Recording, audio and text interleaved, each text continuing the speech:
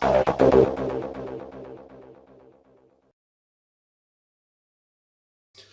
there everybody and welcome to Behind the Weebs, and we're at episode 11 now, so it's been quite a journey.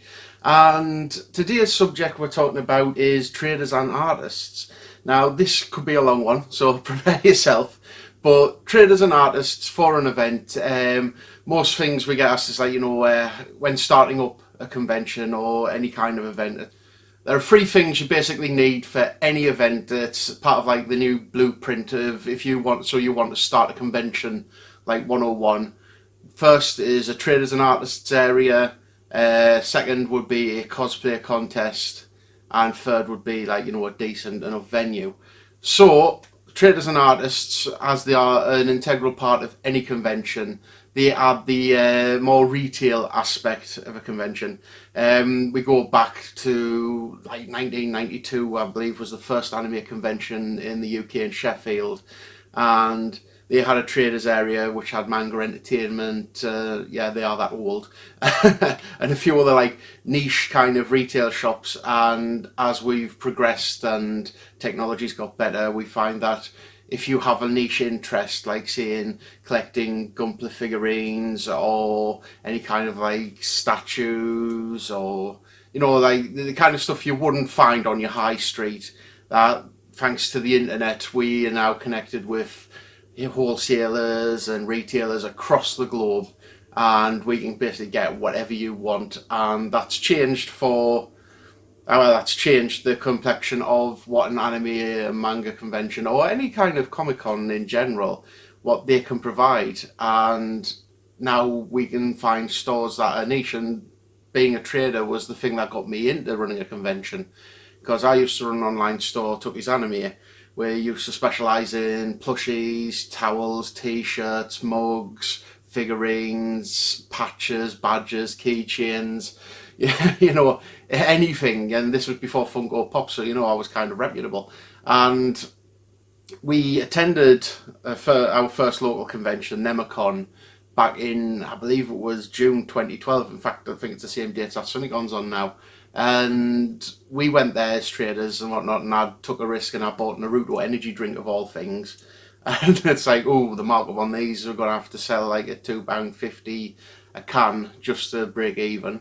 And surprisingly, we sold for £3 a can and people still bought. And that was kind of like, wow, you can go and get a Red Bull for £1 down at the shop. But no, you'll pay for a Naruto energy drink. And that was a thing that shocked us as well, because we thought, we got to keep our prices low, and we were looking at more of a general picture. But when you go to a convention as a trader, people will pay quite a lot of money, especially at 18 plus conventions, because it's general conventions like ours. There are people who are under 18 that they don't really have adult money to spend yet. I mean, some might, but the majority don't. Whereas if you go to an 18 plus convention, we went to AmiCon in 2013 or 2012, around about that time, and it was like kind of our first experience for the more popular residential cons of the UK. And we were trading in the hall there, and I had a Miku figurine, I believe it was the Lovers War figurine, and we had to sell it for, I think it was around about £290, because it was a big like figurine, like huge. And would struggle to sell it, would be in other conventions, like smaller ones. And the struggle for us was that, most people 290, not paying that. And straight at AmiCon, within the first 5 minutes, a guy had like sussed it out, and we were cheaper than the other stalls that were selling it, and he went, I'll have it. Money straight away. And we're like, I think kind of question is like, are you sure you want it? It's like we're trying to sell, and it's like the shock and disbelief was a thing for us, and that's what got us into conventions, because we thought, conventions, fantastic places, we can do it, we can do the same thing that they're doing down in Middlesbrough but in Sunderland, and better. We got the better part right, but can we move up to Newcastle and it's even better? So that's where we started, and we started off as traders. So for us, traders and artist tables have always been kind of like, we give a little bit more attention to this area than a normal like event runner would. I mean, I can't speak for other events because I have no idea what goes on for them. But for us traders and artists, because we want one thing for our traders and artists, and that's to make money. Because at the end of the day, it's all about cash.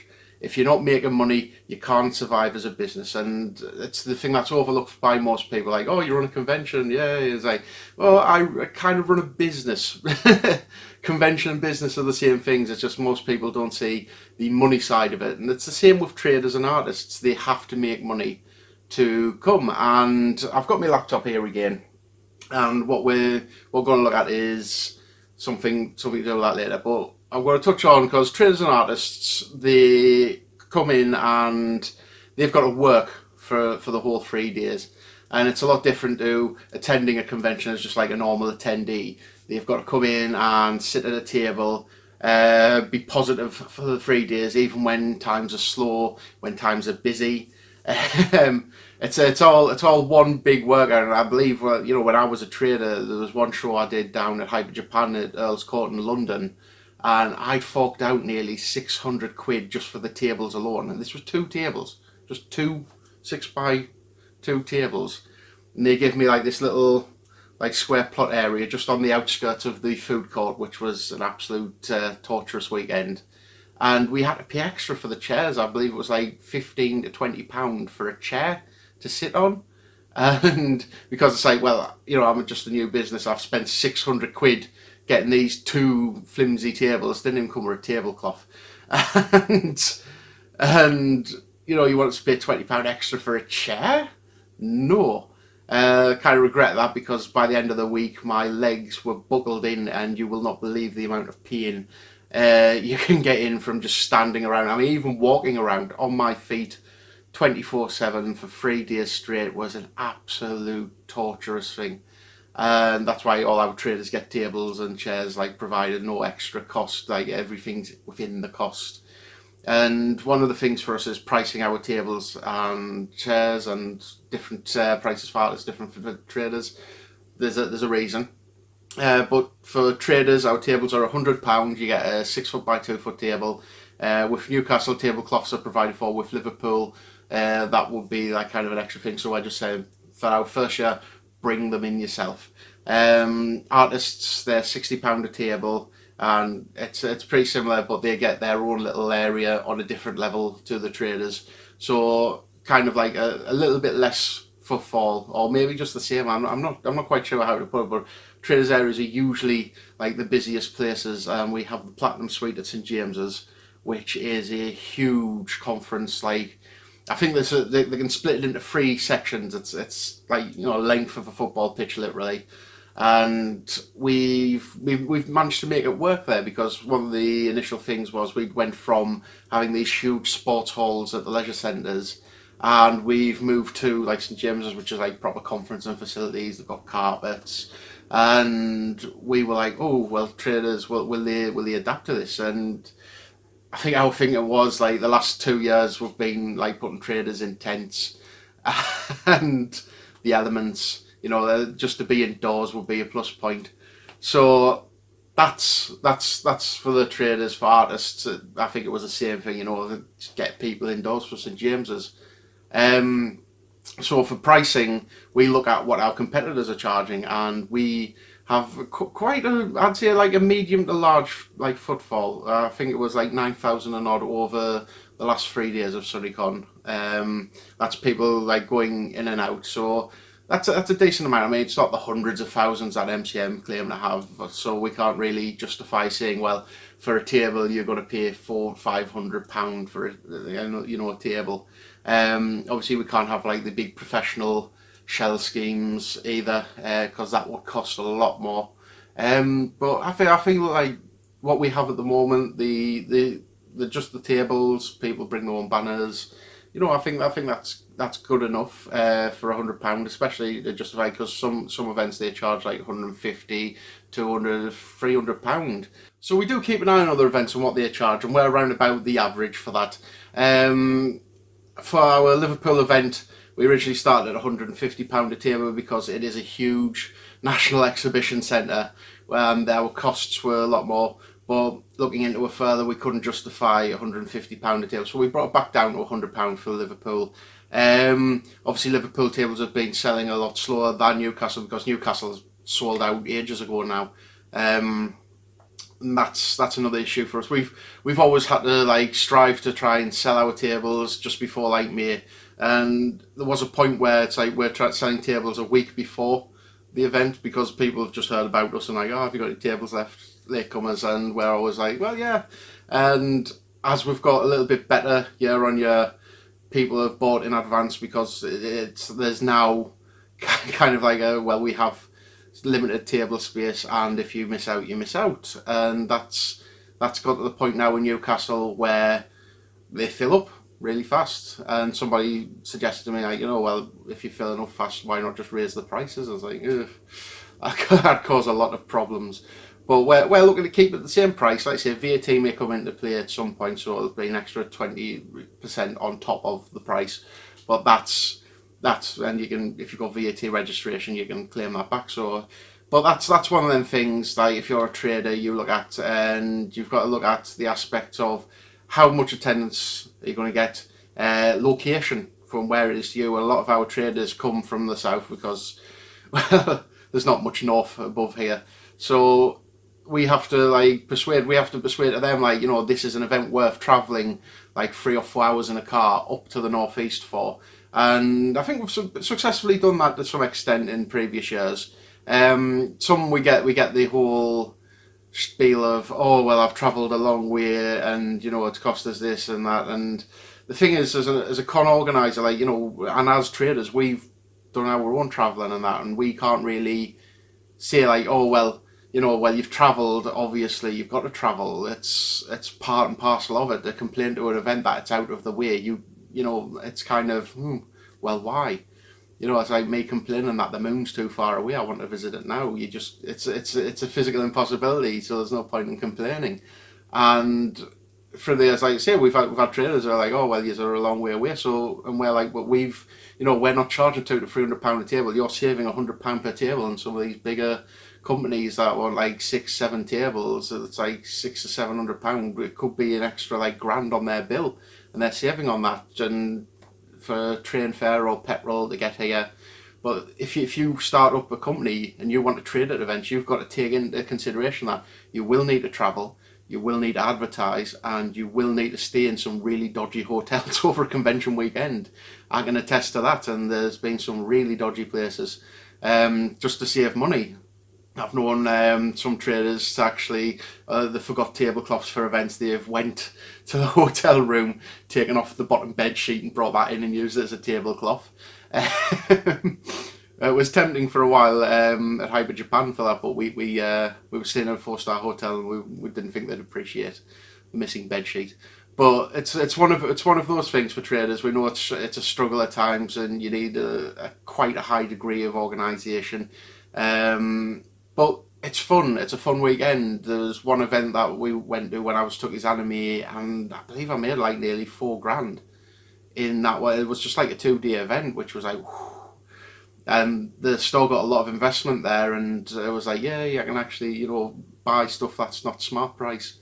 So there's a lot of money to be made in conventions. Definitely, if you're a trader starting out and you're looking at booking an event, my advice would be, book early. As soon as them tables go up, you rush in and you wait. I know there's a lot of like this panic and hype around events putting tables live. Go with a hype, because if a table gets booked and you miss out on that opportunity, you could be missing out on thousands of pounds in sales on that weekend.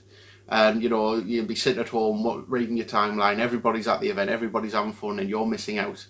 Second part about it is events, you get yourself known. It's the chance for attendees to interact with you one-to-one. They can come, they'll talk to you at your table.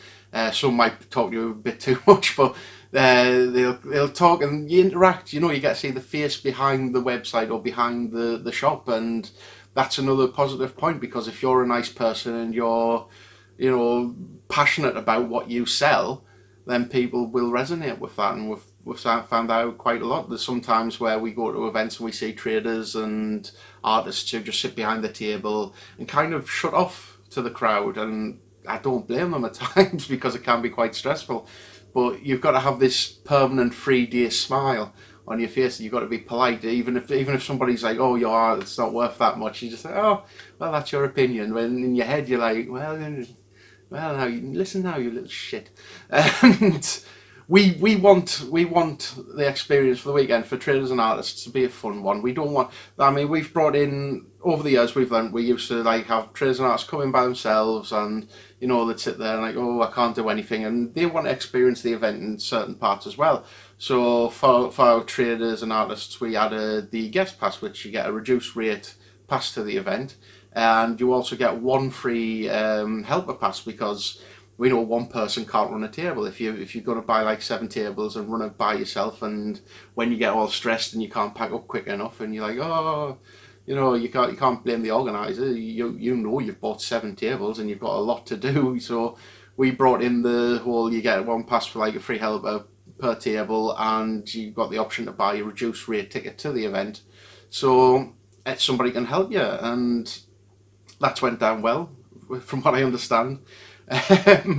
So that's something for our events, traders and artists. Now for the technical side, on our side of it, we have layouts to do, and we have a lot of layouts. So I'm going to pop onto the old laptop, and I'll shrink into the corner, that corner, that corner, that corner very soon. So what we have here, let's put on the old goggles. What we have here is a layout on Photoshop, which is the layout for Liverpool. As you can see, we've got Hall A, Hall B, and Hall C is what we have hired out. And if anybody's ever been to the exhibition centre in Liverpool, it is massive. And I'm showing you the Liverpool one because the Newcastle event, you already pretty much know that there's already layouts up, and we're still in the process for the next year's event. So as you can see here, it'll be walled off. Whoop, that's too far. We've got the wall here, which separates Hall C from Hall B and Hall A. We've got quite a size on it. And now here for this, we've done the measurements to scale, to as much scale as possible. If we go down here, I believe it's down. Can you see this line here? These are the meters.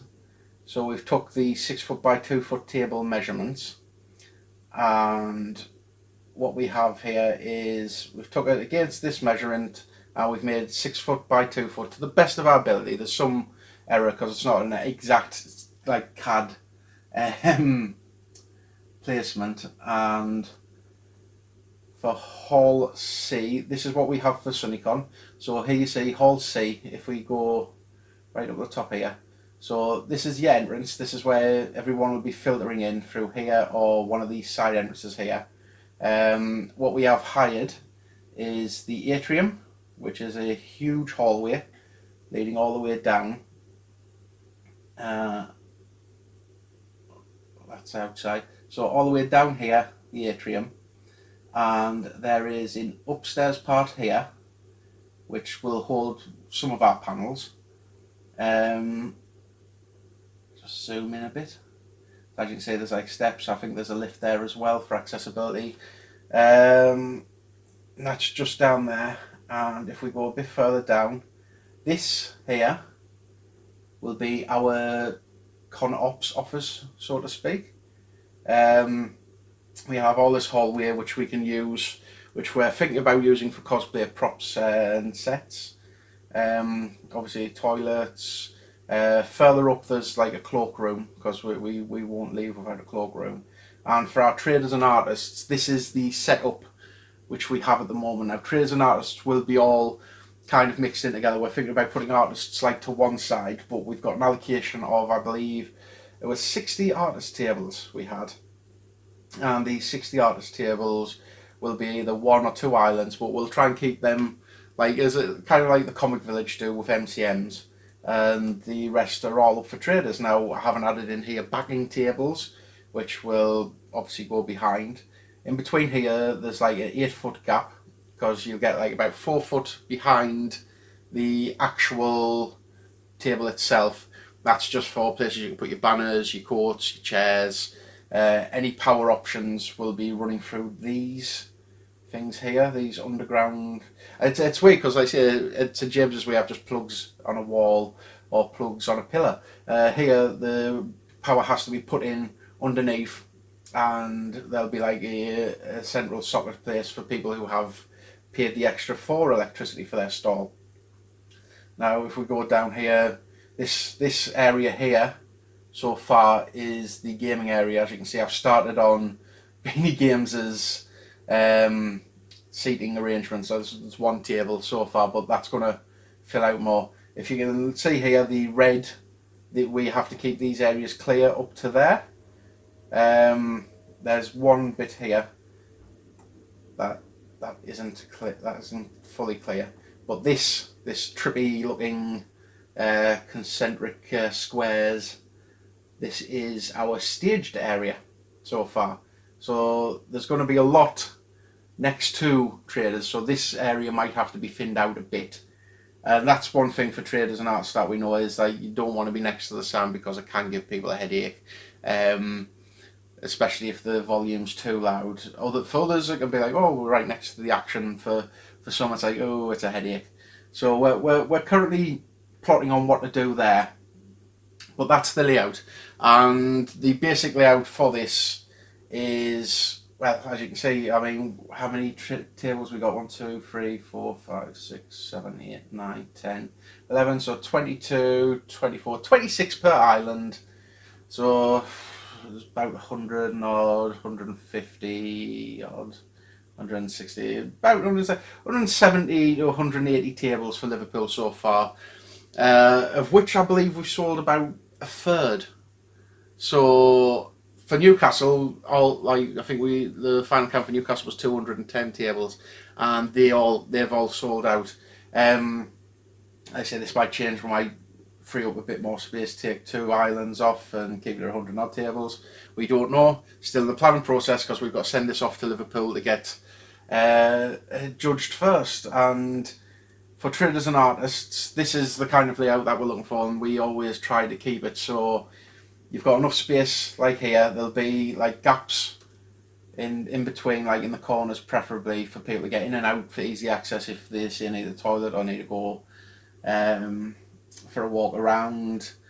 There's the health and safety thing, which we need 4 foot at least. I think there's a 10-foot gap in between them. So we need like 4 foot going in one direction, 4 foot in the other, to stop any kind of crush, and that includes space for wheelchairs or any large kind of cosplay props or costumes. And that's it. And traders and artists, when they book, they don't get to see this. All you get is a form to say, I'm interested in a table. We have a list of, like, you know, what you get: the 6 foot by 2 foot trestle table. You get like tablecloth or no tablecloth, electricity provided or not. If you need to apply for more, we send in for that. And that's it. You've got to then like plan your weekend around like sitting at one of these tables.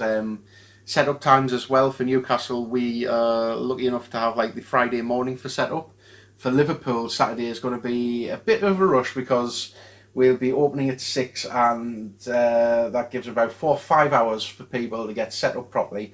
Lucky for Liverpool though, this whole back thing here, this is a loading bay. We never had a loading bay properly. We usually have ramps in car parks and having people to take stuff up in lifts. This, you can literally just drive into the hall, drop stuff off, drive out, go park, and then you're ready, you're set. All you have to do is set up your table. So that's one other thing for traders and artists. And that's it for Liverpool. So I'll stop me recording here, if I can get off. And that's basically that's everything for Liverpool's setup. Newcastle's is pretty much similar, but on 2 different floors. So everything gets set up for traders and artists, and then it's down to them really to sell you what you want. We're looking to do a lot more with traders and artists in the future. With artists, we currently do a VIP book collaboration, which is we set a theme for the VIP art book. This is for VIP attendees only, so I think it's like about a 40-page booklet with their artwork promoting themselves. To be honest, I'd like to be able to pay people who contribute to the book. I would absolutely love to be able to pay them for the artwork, but we don't have the budget at the moment. So anybody who does put artwork into the VIP art book, they're doing it for free, and we are very thankful for that. And we understand, like, the hours and days that it can take to have a piece and submit it. And sometimes we get the original piece or a print of it, and we sell it at the charity auction. I believe it was last year, Nicky Kadura's went for like nearly £400-500 for charity, and that was like, that's a lot of money. So there's a lot of incentive there. You will get yourself known, and we're thankful for artists for that. But for going forward, we're looking at setting up an affiliate program. We're going to give tips and tricks on how to sell a lot more at conventions, because a lot of new people and a lot of like seasoned people will be, well, we've sold at quite a few events, and you get into this whole thing of like, oh well, if it works, I'm not going to change it. We want to change that mindset, because there's a lot of money to be made at conventions. Like I say, it is a business opportunity. It's like a little mini market with like little extras, like panels and guests, and that's one of the magic parts about magic parts. That's one of the magic parts about convention weekends. It's the dealers and traders hall, and coming across something that you never even knew existed. So this is obviously from a convention perspective on traders and artists. Traders and artists will have their own point of view on events and their own opinions on different types of events and how they believe they're run and organised. Because it's great to say that most of the opportunities that are out there for traders and artists are that there is a lot of events and there's a lot of choice now, and they can be picky on where they want to go. If there's an event further away, and there's an event right on the doorstep, the event on the doorstep might be a bit smaller, but the cost might be lower, so they'll obviously opt for like the closer to home one. We're trying to compete with that kind of mindset. We're trying to say, like, as an event, we are huge. We are a must attend event across the whole of the United Kingdom and even in Europe. And we are selling that as, because it is, and SunnyCon people come from all over for SunnyCon, and we're not every weekend. We're like twice a year now, and that's barely twice a year. And so it's different audiences. It's Northeast and it's Northwest now, and if we can get like another 2 seasonal conventions, we've got the whole year. But we're not like every week or every month. We're just like same thing, different city. No, we are a unique selling point. Is Newcastle is going to be a damn sight different to Liverpool, as you've just seen from the layouts and from like the different types of attendees. We're building a community in Liverpool now, as we've built in the Northeast, and some of the Northeast coming down to Liverpool. So we'll get a lot of crossover there. And for trader artists looking at an event, you've got to look at, will the event actually go ahead? Which, some events just pop up, they'll take your money for a trader table booking, and then they'll just disappear like, oh, we went into liquidation, you've lost your money. So that's one thing, that you've got to look for security in an event, and I think, like 8 years of running, we have that security kind of checkbox ticked, hopefully. So it's the next thing's like cost. Will it cost a lot? What's the margins like? And we know a lot of traders have finished events and say like, oh, well, I didn't make much. It's like, but if you've made a profit, you've made a profit. You've got yourself out there. You've got to maximise your opportunities. Because having a table at an event for us, it's not just selling. It's promoting yourself. It's getting yourself out there. You're interacting. You can build your own community up there. You can turn around when somebody asks about a product, that you then turn around and say, oh, but if we're on Facebook and that, we post up, or we're on Instagram, we post up, product pictures, and, advertise yourself on all levels. You don't have to spend thousands on newspaper advertisement, or, have a Google paid thousands just to put you on like the top #1 ranked in the searches. It's all about getting yourself out there, and there's a lot of competition. We understand there's a lot of competition.